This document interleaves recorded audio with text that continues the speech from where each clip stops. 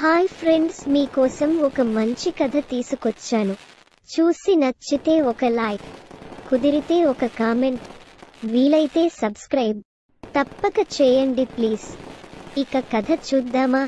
పుస్ in boots. ఒకప్పుడు ఒక మిల్లరు ఉండేవాడు.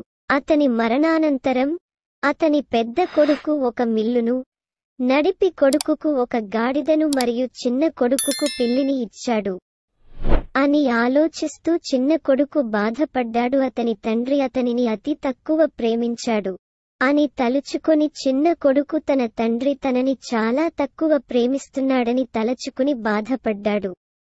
అతనిని విచారంగా చూసి పిల్లి, మాస్టారు, చింతించకండి, మన ఇద్దరినీ నేను చూసుకుంటాను. నాకు ఒక జత బూట్లు మరియు ఒక బ్యాగ్ తీసుకునిరా అంది. పిల్లి సలహాను చిన్న కొడుకు అంగీకరించాడు.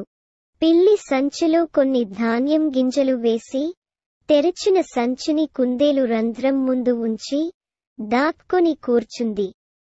వెంటనే కుందేలు రంధ్రం నుండి బయటకు వచ్చింది మరియు అతను ధాన్యాలు తినడానికి సంచిలోకి ప్రవేశించిన వెంటనే పిల్లి సంచిని మూసివేసింది.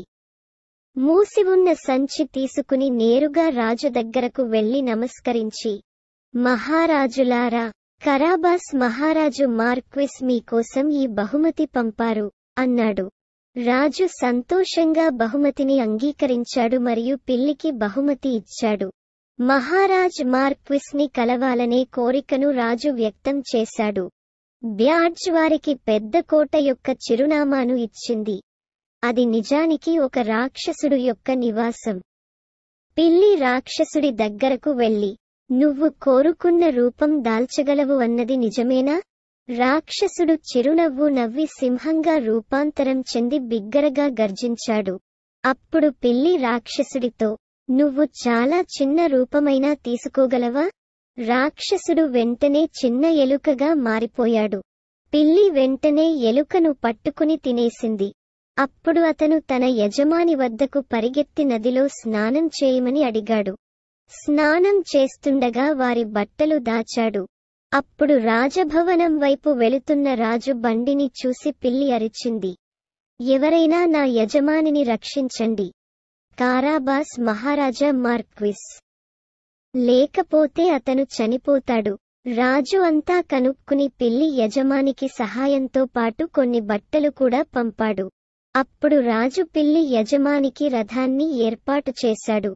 పిల్లి కోచ్మన్ కి రాక్షసుడి రాజభవనం చిరునామాను చెప్పి అతను స్వయంగా రాజభవనానికి చేరుకున్నాడు.